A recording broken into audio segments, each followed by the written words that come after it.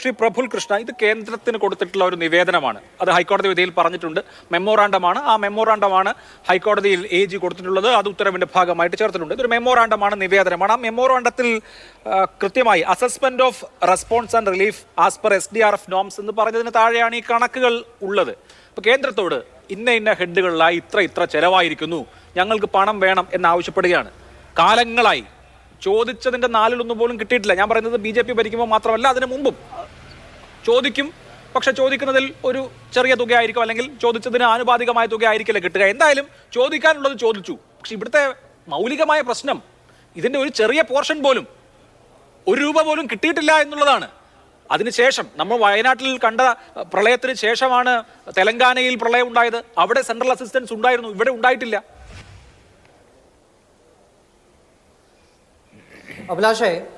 അഭിലാഷ് ആ ദുരന്തമുഖത്ത്, അഭിലാഷും ഞാനുമെല്ലാം ആ ദുരന്തമുഖത്ത് അവിടുത്തെ എല്ലാ കാര്യങ്ങളും നേരിട്ട് അനുഭവിച്ചവരാണ്. അതുകൊണ്ട് ഈ കാര്യങ്ങളെ പറ്റിയിട്ട് അഭിലാഷിന് നല്ല ബോധ്യമുണ്ട് എന്നുള്ള എനിക്കറിയാം. ഞാൻ കൃത്യമായിട്ട് കേന്ദ്ര കണക്കുകളിലേക്കൊക്കെ വരാം. അഭിലാഷ്, അവിടെ ദുരന്തമുണ്ടായി, നമ്മൾ രക്ഷാപ്രവർത്തനം നടക്കുമ്പോൾ അതിൻ്റെ തൊട്ടടുത്ത ദിവസങ്ങളിലൊക്കെ നമ്മളെയൊക്കെ വല്ലാതെ സങ്കടപ്പെടുത്തിയൊരു വാർത്തയുണ്ടായിരുന്നു. അവിടെ അങ്ങ് മേലെ പുഞ്ചിരിമട്ടത്തും മറ്റും ചില വീടുകൾ കൊള്ളയടിച്ചു എന്നുള്ള വാർത്ത. ആ കള്ളന്മാരെക്കാൾ വലിയ കൊള്ളയാണ് ഇപ്പോൾ ഈ പിണറായി സർക്കാരും ഉദ്യോഗസ്ഥന്മാരും കൂടി നടത്താൻ വേണ്ടി ശ്രമിക്കുന്നത് എന്ന് പറയാതിരിക്കാൻ വയ്യ. ആ കള്ളന്മാരെ പോലും നാണിപ്പിക്കുന്ന രീതിയിൽ പെരും കള്ളന്മാരായിട്ട് ഇവിടുത്തെ സർക്കാർ മാറിയിരിക്കുകയാണ്. ഞാനൊരു കാര്യം പറയാം. ഇവിടെ 14-ാം തീയതിയാണ് ഈ കണക്കുകൾ തയ്യാറാക്കിയത് അരുൺകുമാർ പറഞ്ഞത്.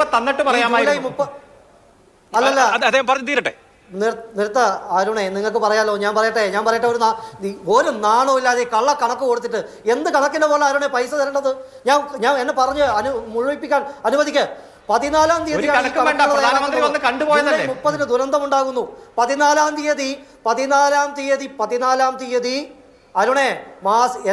അരുണേ എന്നെ പ്രകോപിപ്പിച്ചിട്ട് ഈ ചർച്ച നിങ്ങൾ വഴിതിരിച്ചു വിടാമെന്ന് അരുണിന്റെ ആ വ്യാമോഹം അത് 4 മടക്കി പോക്കറ്റിലിട്ടാൽ മതി. എനിക്ക് പറയാനുള്ളത് പറഞ്ഞിട്ടേ പോകൂ അരുണേ, എനിക്ക് പറഞ്ഞിട്ടേ പോകുള്ളൂ. ഇവിടെ 14-ാം തീയതിയാണ് ഈ കണക്കുകൾ തയ്യാറാക്കുന്നത്. അവിടെ കോടതിയിൽ കൊടുക്കുന്നത് ഞാൻ മനസ്സിലാക്കുന്നത് 17-ാം തീയതിയാണെന്ന് തോന്നുന്നു. ഒരു കാര്യം, ശവസംസ്കാരമൊക്കെ കൃത്യമായിട്ട് കഴിഞ്ഞിട്ടുണ്ടല്ലോ. അവിടെ സേവാഭാരതി 64 ശവശരീരങ്ങൾ സേവാഭാരതിയുടെ നേതൃത്വത്തിൽ ദഹിപ്പിച്ചിട്ടുണ്ട്. അതിൽ 2 കർണാടകയിലേക്കാണ് ഞങ്ങൾ അയച്ചത്. ഒന്ന് വീട്ടിൽ തന്നെ സംസ്കരിച്ചു. അവിടെ നെടുമ്പാറ ക്ഷേത്രത്തിൽ 3 ബോഡി സംസ്കരിച്ചിട്ടുണ്ട്. അവിടുത്തെ മഹല്ല് 49 ബോഡി സംസ്കരിച്ചിട്ടുണ്ട്. അവിടെ മറ്റു മഹല്ലുകളെല്ലാം കൂടെ, മേപ്പാടി മഹലാണ് 49 ദഹിപ്പിച്ചത്. മറ്റു മഹല്ലുകളെല്ലാം കൂടെ 17 ബോഡി ദഹിപ്പിച്ചിട്ടുണ്ട്. CSI ചർച്ച് 9 ശവശരീരങ്ങൾ അടക്കം ചെയ്തിട്ടുണ്ട്. 147 ഭൗതിക ശരീരങ്ങൾ ഇത്തരത്തിലാണ് സംസ്കരിക്കപ്പെട്ടിട്ടുള്ളത്.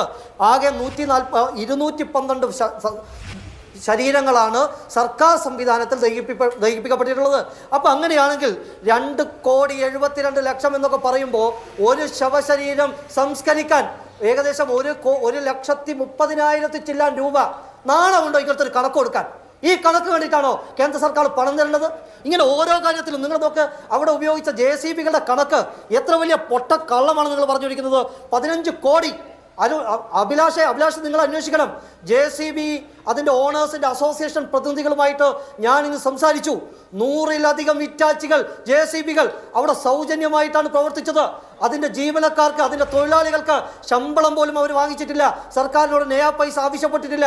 അവരവിടെ സൗജന്യമായിട്ടാണ് കൊടുത്തത്. അതിനുവേണ്ടി ആവശ്യമായിട്ടുള്ള ഡീസൽ അത് സർക്കാർ ചെലവിൽ അടിച്ചിട്ടുണ്ട്. അവിടെയുള്ള ഭക്ഷണം അവിടുത്തെ സന്നദ്ധ പ്രവർത്തകർ കൊടുത്തിട്ടുണ്ട്. പിന്നെ ഭക്ഷണത്തിൻ്റെ വകയിൽ വെള്ളം, ട്രാൻസ്പോർട്ട് വളണ്ടിയർമാർക്ക് 4 കോടി റുപ്യ. അഭിലാഷേ, ഞാൻ എല്ലാ ദിവസവും നടന്നിട്ട് പുത്തുമലയിൽ ഇറങ്ങി വണ്ടി, ഞങ്ങളുടെ ലോറിയും വാഹനങ്ങളും അവിടെ സൈഡാക്കി നടന്നിട്ട് ഞങ്ങളെല്ലാവരും സന്നദ്ധ പ്രവർത്തകർ നടന്നിട്ടാ പോയത്. DYFIക്കാരും നടന്നിട്ടാ പോയത്, യൂത്ത് കോൺഗ്രസ്സുകാരും നടന്നിട്ടാ പോയത്, യുവമോർച്ചക്കാരും നടന്നിട്ടാ പോയത്. അതിനാണ് നിങ്ങൾ 4 കോടി രൂപ ട്രാൻസ്പോർട്ടിന് വേണ്ടിയിട്ട് ഒരു നാണവും ഇല്ലാതെ, ഉളുപ്പുമില്ലാതെ എഴുതി വെച്ചിരിക്കുന്നത്. ആർക്ക് വേണ്ടിയാണ് നിങ്ങൾ ഈ പണം ചെലവഴിച്ചത്? ഭക്ഷണത്തിനും വെള്ളത്തിനും കൂടി 10 കോടി രൂപ അവിടെ കൊടുത്തതാരാ? സേവാഭാരതി കൊടുത്തിട്ടുണ്ട്, ലീഗുകാർ കൊടുത്തിട്ടുണ്ട്, മറ്റു പലരും കൊടുത്തിട്ടുണ്ട്. സർക്കാർ എപ്പോഴാണ് ഫുഡ് കൊടുത്തത്? അത് തന്നെ ആവശ്യത്തിന് ഫുഡ് നിങ്ങൾക്ക് കൊടുക്കാൻ വേണ്ടി സാധിച്ചോ? അപ്പോൾ ഞങ്ങൾ കഴിച്ചിട്ടുണ്ട് ഫുഡ്, ലീഗുകാർ കൊണ്ടുവരുന്ന ഫുഡ് യുവമോർച്ച കഴിച്ചിട്ടുണ്ട്, യുവമോർച്ചയും സേവാപരിചയം കൊടുത്ത ഫുഡ് ലീഗുകാർ കഴിച്ചിട്ടുണ്ട്, ഡിവൈഎഫ്ഐക്കാർ കഴിച്ചിട്ടുണ്ട്. ഞങ്ങൾ ആ സാലും ആ ദുരന്ത മുഖത്ത് രാഷ്ട്രീയമോ മതമോ ജാതിയോ ഒന്നും കണ്ടിട്ടില്ല. എല്ലാവരും ആത്മാർത്ഥമായിട്ട് ഒന്നും പ്രതീക്ഷിച്ചിട്ടല്ല അവിടെ പ്രവർത്തിച്ചത്.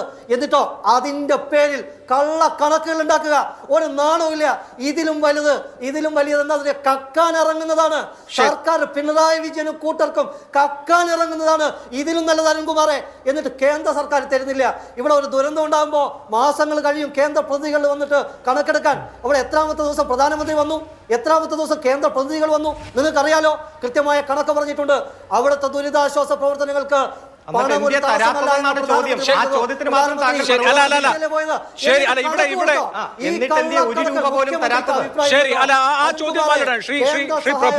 ശ്രീ പ്രഭുൽ ഇവിടെ പറഞ്ഞതുപോലെ ശവസംസ്കാരത്തിന് ഈ പറഞ്ഞ വാഹനത്തിന്റെ ചെലവ്, അതല്ലെങ്കിൽ അതൊക്കെ ഞാൻ തന്നെ നേരത്തെ പറഞ്ഞു, ഭക്ഷണത്തിന്റെ, വെള്ളത്തിന്റെ, വാഹനത്തിന്റെ, ട്രാൻസ്പോർട്ടേഷൻ, ഇതൊന്നും യഥാർത്ഥത്തിൽ ചെലവഴിച്ചിട്ടുള്ള തുകയല്ല, അല്ലെങ്കിൽ അങ്ങനെ തുക ചെലവഴിച്ചിട്ടില്ല എന്നുള്ളത് വ്യക്തമാണ്. ചോദിച്ചിട്ടുണ്ട് ഇവിടെ. പക്ഷേ മാനദണ്ഡം അനുസരിച്ച്, SDRF മാനദണ്ഡം അനുസരിച്ച് കൃത്യമായും ഫണ്ട് കിട്ടേണ്ട വിഷയങ്ങളുണ്ടല്ലോ. 626 ഹെക്ടർ സ്ഥലത്തെ കൃഷി നശിച്ചിട്ടുണ്ട്, അതിന് 47 കോടി കിട്ടണം. 226 പശുവിന്റെ കാര്യം ഞാൻ നേരത്തെ പറഞ്ഞു. ഒരു പശുവിന് 37,500 രൂപയാണ്. ഒരു ആടിന് 4,000 രൂപ compensation SDRF act, DM act അനുസരിച്ച്. 165 ആട് പോയിട്ടുണ്ട്. വീടിന്റെ കാര്യം പറഞ്ഞു 1,30,000.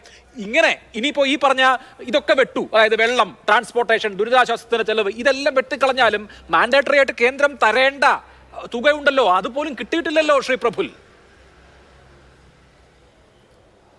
അഭിലാഷേ, കേന്ദ്ര സർക്കാരിനെ സംബന്ധിച്ചിടത്തോളം വളരെ കൃത്യമായി ഇതുമായി ബന്ധപ്പെട്ട എല്ലാ കണക്കുകളും കൃത്യമായി സമർപ്പിക്കാൻ വേണ്ടി പ്രധാനമന്ത്രി അന്ന് തന്നെ പറഞ്ഞതാണ്. മുഖ്യമന്ത്രി കേന്ദ്ര സഹായം വൈകുന്നു എന്നുള്ള ഒരു ആരോപണം ഇതുവരെ മുഖ്യമന്ത്രി പോലും ഉന്നയിച്ചിട്ടില്ല. മുഖ്യമന്ത്രി അതിന് മറുപടി പറയാത്തത് അരുൺകുമാറെ, നിങ്ങൾ പോയി ചോദിക്കേണ്ടത് മുഖ്യമന്ത്രിയോടാണ്. കേന്ദ്രത്തിന് മുന്നിൽ കൃത്യമായ കണക്കുകൾ രേഖപ്പെടുത്തി അവതരിപ്പിച്ചു കഴിഞ്ഞാൽ കേന്ദ്ര സഹായം നിങ്ങൾക്ക് തടസ്സമാകില്ല. ഒരു പണം പോലും കിട്ടില്ല, ഒരു പണം പോലും നിങ്ങൾക്ക് തരാതിരിക്കില്ല. സാമ്പത്തികം നിങ്ങൾ നോക്കണ്ട എന്നാണ് പറഞ്ഞിരിക്കുന്നത്. അപ്പോ എന്തിനാ നിങ്ങൾക്ക് അവിശ്വാസം? നിങ്ങൾ കൃത്യമായ കണക്കുകളുമായിട്ട് കേന്ദ്ര സർക്കാരിന്റെ മുന്നിൽ പോയി കഴിഞ്ഞാൽ നിങ്ങൾക്ക് എന്താ കിട്ടാൻ പോകുന്നത്?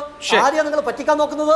അരുൺകുമാറെ, ഇത് കേന്ദ്ര സർക്കാരിന്റെ പണം എന്നൊക്കെ പറഞ്ഞാൽ നിങ്ങളും ഞാനും നികുതി പണം തന്നെയാ, അല്ലാതെ സംസ്ഥാന സർക്കാരിന്റെ വേറൊരു പൈസ, കേന്ദ്രത്തിന്റെ വേറൊരു പൈസ എന്നൊന്നുമല്ല. ഇതൊക്കെ നമ്മുടെയൊക്കെ പൈസ തന്നെയാ. അപ്പൊ നിങ്ങൾ എന്തിനാണ് ഈ കള്ളം പ്രചരിപ്പിച്ച് ഇങ്ങനെ പണം തട്ടാൻ വേണ്ടി നോക്കുന്നത്?